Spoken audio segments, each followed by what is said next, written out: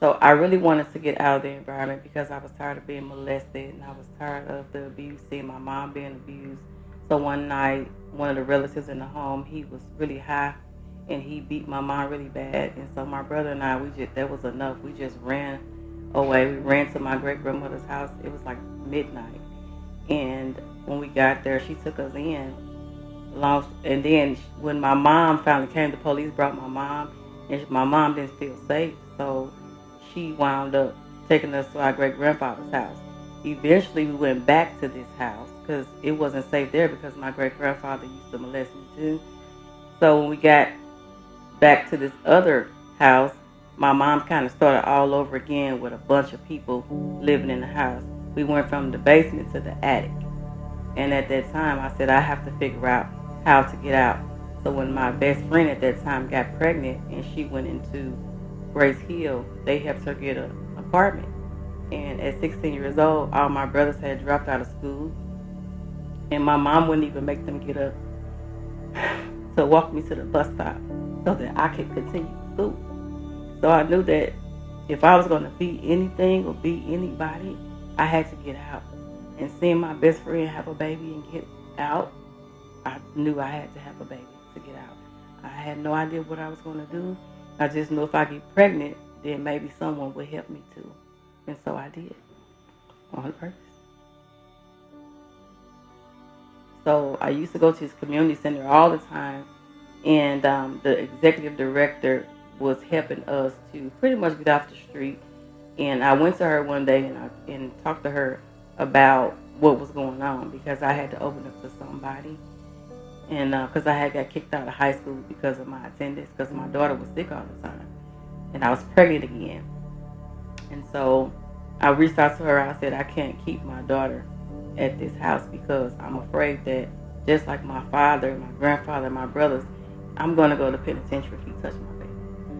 So I need you to please help me. I don't know what to do. I was 17, so I couldn't go into the shelter like my friend did.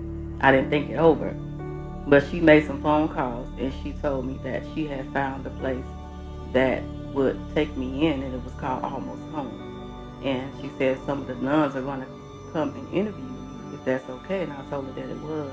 And they did. And I came into Almost Home and it literally changed my life. I learned accountability. And that was one of the greatest parts of me being in the program because it taught me that it was up to me to set my goals and to follow through because that's where the success came from. So as I began to parent my own children, especially when they got older, I continued to implement everything that I've learned from meal planning. I still do it today.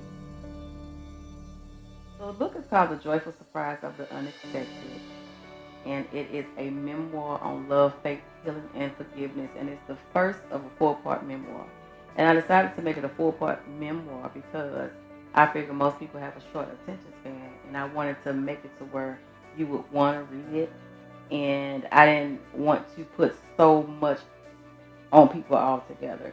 So God finally gave me the strength to share my story as raw as it is because I feel like oftentimes we go through the most because we suffer in silence. We keep everything in our minds and in our brains and we don't want to talk to anybody. So for a long time, I suffered in silence.